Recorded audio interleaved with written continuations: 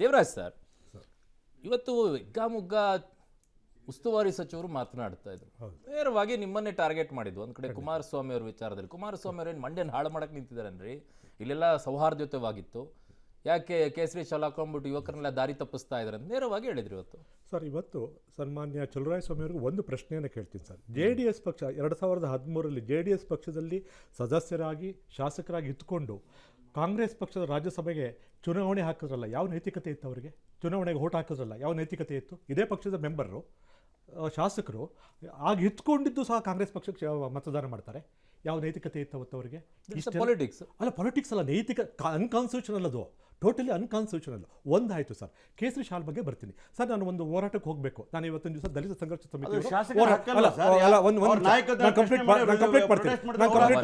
Sir, ಈಗ ನಾನು ದಲಿತ ಸಂಘರ್ಷ ಸಮಿತಿಯವರು ಒಂದು ಹೋರಾಟಕ್ಕೆ ಕರೆದಿದ್ದಾರೆ. ಅಲ್ಲಿಗೆ ಹೋಗ್ತಿದ್ದಂಗೆ ಆ ಹೋರಾಟದ ಒಂದು ಫ್ಲಾಗ್ ಅನ್ನು ಅಥವಾ ಒಂದು ಬಾವುಟವನ್ನು ನನಗೆ ಹಾಕ್ತಾರೆ, ಅಥವಾ ಶಾಲನ್ನು ನನಗೆ ಹಾಕ್ತಾರೆ.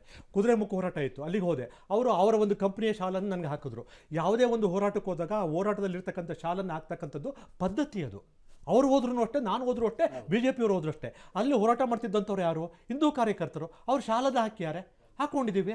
ಹಾಗಾಗಿ ಆ ಶಾಲ್ ಬಗ್ಗೆ ಯಾಕೆ ದಾರಿ ತಪ್ಪಿಸ್ತಾ ಇದ್ದೀರಾ? ಅಲ್ಲ, ಯುವಕರ ದಾರಿ ತಪ್ಪಿಸ್ತಕ್ಕಂಥವ್ರು ಯಾರು ಅಂತಕ್ಕಂಥದ್ದು ನಮಗೆ ಈಗಾಗಲೇ ಹೇಳಿದೆ. ಯುವಕರಿಗೆ ಯಾವ ಒಂದು ನೈತಿಕತೆ ಪಾಠವನ್ನು ಇವರು ಹೇಳ್ತಾರೆ? ಇವರು ನೈತಿಕತೆಯನ್ನು ಅನುಸರಿಸಿದ್ರೆ ನೈತಿಕತೆ ಪಾಠವನ್ನೇ ಹೇಳಲಿ. ನೈತಿಕತೆಯನ್ನು ಯಾವ ಹಂತದಲ್ಲೂ ಸಹ ಮೊನ್ನೆ ಚಲುವರಾಯಸ್ವಾಮಿ ಅವರು ಅನುಸರಿಸೇ ಇಲ್ಲ ರಾಜಕೀಯ ಜೀವನದಲ್ಲಿ. ಇವತ್ತು ಹೇಗೆ ಅವ್ರು ಹೇಳಲಿಕ್ಕೆ ಬರುತ್ತೆ ಅದನ್ನು? ಖಂಡಿತವಾಗಿಯೂ ನೈತಿಕತೆ ಅಂತಕ್ಕಂಥದ್ದು ಅಧಪತನ ಆಗಿರೋದು ಮಾನ್ಯ ಚಲುವರಾಯಸ್ವಾಮಿ ಅವರಲ್ಲಿ. ಅವರಿಗೆ ನೈತಿಕತೆ ಪಾಠ ಮಾಡಲಿಕ್ಕೆ ಯಾವುದೂ ಉಳ್ಕೊಂಡಿದ್ದಿಲ್ಲ. ಮಂಡ್ಯ ಜಿಲ್ಲೆ ಬಗ್ಗೆ ಮಾತನಾಡ್ತಾರಲ್ಲ, ಮಂಡ್ಯ ಜಿಲ್ಲೆಯಲ್ಲಿ ಮೊದಲು ಮಹಾರಾಜರು ಪ್ರಾರಂಭ ಮಾಡಿದಾಗ 90,000 ಎಕರೆಗೆ ನೀರಾವರಿ ಇತ್ತು. ಮಾನ್ಯ ದೇವೇಗೌಡರು ಹೋರಾಟದಿಂದಾಗಿ 3.5 ಲಕ್ಷ ಎಕರೆಗೆ ಬಂತು. ಯಾರು ಹೋರಾಟ ಅದು? ಚಲುವರಾಯಸ್ವಾಮಿ ಬಂದು ಹೋರಾಟ ಮಾಡಿದ್ರಾ? ಚಲುವರಾಯಸ್ವಾಮಿ ಬಂದು ಹೋರಾಟ ಮಾಡಿದ್ರ? ಇವತ್ತು ಸಮ್ಮಿಶ್ರ ಸರ್ಕಾರದಲ್ಲಿ 100 ಕೋಟಿ ಶುಗರ್ ಮಿಲ್ಗೆ ರಿಸರ್ವ್ ಮಾಡಿದ್ವಿ. ಏನಾಯ್ತು ಹಣ? ಹಾಗಾರೆ ಇವತ್ತು ಉತ್ತರ ಕೊಡ್ಲಿಯಾಗಾರೆ ಕೊಡ್ತಾರೆ ಇವರು? ಉತ್ತರ ಮಂಡ್ಯ ಜಿಲ್ಲೆಗೆ 8,500 ಕೋಟಿ ನಾವು ರಿಸರ್ವ್ ಮಾಡಿದ್ವಿ ಸಮ್ಮಿಶ್ರ ಸರ್ಕಾರದಲ್ಲಿ. ಆ ಹಣ ಏನಾಯ್ತು? ಉತ್ತರ ಕೊಡ್ತಾರೆ ಜಿಲ್ಲೆಗೆ ಇವರು? ಹಣ ವಾಪಸ್ ತಗೊಂಡು ಅಭಿವೃದ್ಧಿ ಕೆಲಸ ಮಾಡ್ತಾರೆ ಇವರು? ಬರೀ ಜನಗಳನ್ನ ದಾರಿ ತಪ್ಪಿಸ್ಲಿಕ್ಕೆ ಎಷ್ಟು ಬೇಕೋ ಅಷ್ಟು ಮಾಡ್ತಿದ್ದಾರೆ ಇವತ್ತಿನ ದಿವಸ. ಮಾನ್ಯ ದೇವರಾಜರು ಬಹಳ ವಿಚಾರಗಳು ಮಾಡ್ತಿದ್ದು. ದೇವೇಗೌಡರ ಬಗ್ಗೆ ಅತ್ಯಂತ ಗೌರವ ಇದೆ ನಮಗೆ. ಅದೇ ದೇವೇಗೌಡರು ಏನು ಮಾಡಿದ್ರು ಅಂತ ತಿಳ್ಕೊಂಡಿದ್ದೀವಿ. ಮೋದಿ ಒಂದ್ಸಲಿ ಪ್ರೈಮ್ ಮಿನಿಸ್ಟರ್ ಆಗ್ಬಿಟ್ರೆ ನಾನು ದೇಶನ ಬಿಟ್ಟು ಹೋಗ್ಬಿಡ್ತೀನಿ ಅಂತ ಹೇಳಿದಂಥವ್ರು. ನಾವು ಮುಂದಿನ ಜನ ಮುಸಲ್ಮಾನ ಇರ್ರಿ, ನಾನು ಮಾತಾಡಲಿಲ್ಲ. ನೀವು ಮಂಡ್ಯನ ನೀವು ಒಬ್ಬರೇ ಉದ್ಧಾರ ಮಾಡಿಲ್ಲ, ಶಾಸಕರು ಇದ್ರು. ಇತ್ತೀಚಿನ ದಿನಗಳಲ್ಲಿ ಹಲವಾರು 25-20 ವರ್ಷಗಳಲ್ಲಿ ಚಲುವರಾಯಸ್ವಾಮಿ ನಿಮ್ಮ ಪಾರ್ಟಿಯಲ್ಲಿ ಕೂಡ ಮಂತ್ರಿಗಳಾಗಿದ್ರು, ನಮ್ಮ ಪಾರ್ಟಿಯಲ್ಲಿ ಮಂತ್ರಿ ಆಗಿದ್ರು. ತುಂಬ ಜನರ ಕಾಂಟ್ರಿಬ್ಯೂಷನ್ ಇದೆ. ನೀವು ಸುಮ್ಮನೆ ಹೇಳೋಕೋಗ್ಬಿಡ್ರಿ.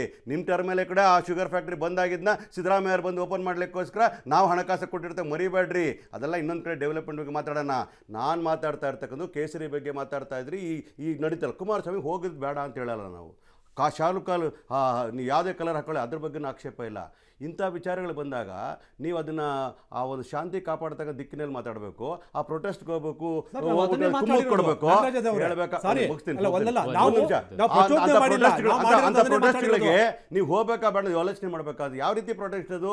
The matter is against the constitution. ಯಾಕಂದ್ರೆ ಅಲ್ಲಿ ಪರ್ಮಿಷನ್ ತಗೊಂಡಿರೋದಕ್ಕೆ ಹಾಕಬೇಕಾಗಿರ್ತಕ್ಕಂಥ ಧರ್ಮಾಧಾರಿತ ವಿಚಾರ ಗೊಂದಲ ಇದೆಯಲ್ವಾ? ಪರ್ಮಿಷನ್ ವಿಚಾರನೇ, ಪರ್ಮಿಷನ್ ಇರ್ಲಿ ಬಿಡ್ಲಿ. ಇನ್ನೊಂದು ಹೇಳ ನಿಮಗೆ, ಈ ರೀತಿಯಂತ ಸಾರ್ವಜನಿಕ ಸರ್ಕಾರಿ ಜಾಗದಲ್ಲಿ ಪರ್ಮಿಷನ್ ಇಲ್ದಿರೋ ಹೋಗ್ಲಿ, you can't put a flag other than national flag or state flag.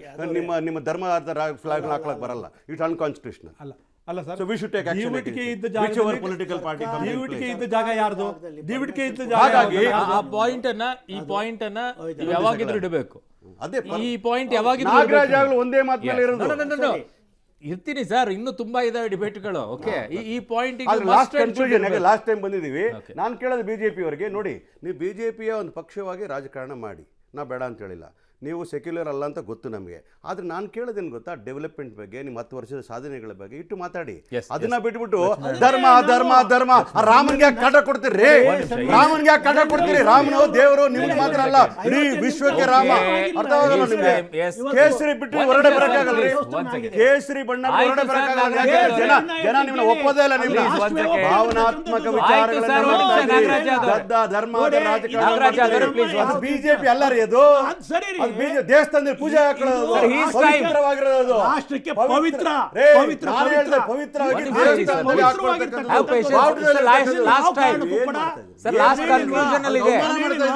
ನಿಮ್ಗೆ ಅಲರ್ಜಿ ಇರಬಹುದು, ಅವಮಾನ ಮಾಡ್ತಾ ಇದ್ದೀರಿ. ನಿಮ್ಗೆ ಅಲರ್ಜಿ ಇರಬಹುದು. ಲಾಸ್ಟ್ ಟೈಮ್ ಇದೆ sir. Nagaraj Yadav, it's not good for you. It's not good for you. Last out time ಇದೆ. Yes please conclude. M D Lakshmana ಅವರೇ, ಸರ್ ವಾಟ್ ನೆಕ್ಸ್ಟ್? ಮುಂದೇನು ಮುಂದೇನು ಅಂತಂದ್ರೆ ಈ ಹನುಮ ಧ್ವಜದ ವಿಚಾರದಲ್ಲಿ? ಅದು ಇಡೀ ರಾಜ್ಯದಲ್ಲಿ ಹೇಳ್ತೀನಿ ಕೇಳಿ, ಪ್ರತಿಯೊಂದು ಮನೆಯಲ್ಲೂ ಕೂಡ ಇದ್ರಲ್ಲಿ ಪಾಲಿಟಿಕ್ಸ್ ಮಾಡ್ಬೇಕಾ? ಭರಧ್ವಜನ ಆರಿಸಬೇಕು ಅಂತಕ್ಕಂಥದ್ದು ನಮ್ಮ ಮನೆಗಳಲ್ಲಿ ಧ್ಯೇಯ ಮಾಡಿ ಯಾರು ಆಗಿದೆ. ಬೇಡ ಅಂತಾರೆ? ನಾವು ಮಾಡೇ ಮಾಡ್ತೀವಿ ಅದನ್ನು. ಮನೆಗಳ ಮೇಲೆ ಮಾಡಿ ಯಾರು ಮಾಡ್ತಾರೆ? ತುಂಬಾ ಧನ್ಯವಾದಗಳು. ನಿಮ್ಮ ಕಾರ್ಯಕ್ರಮದಲ್ಲಿ ಭಾಗವಹಿಸಿದ್ದಕ್ಕೆ ತುಂಬಾ ಧನ್ಯವಾದಗಳು. ಸೊ ವಾರುಮನ ಇಲ್ಲಿಗೆ ಮುಗಿಸ್ತಾ ಇದ್ದೀನಿ. ಲೋಕಸಭೆಯ ಚುನಾವಣೆ ಮುಗಿಯುವವರೆಗೂ ಕೂಡ ಇದು ತುಂಬಾ ತುಂಬಾ ತುಂಬಾ ಜೋರಾಗುತ್ತೆ.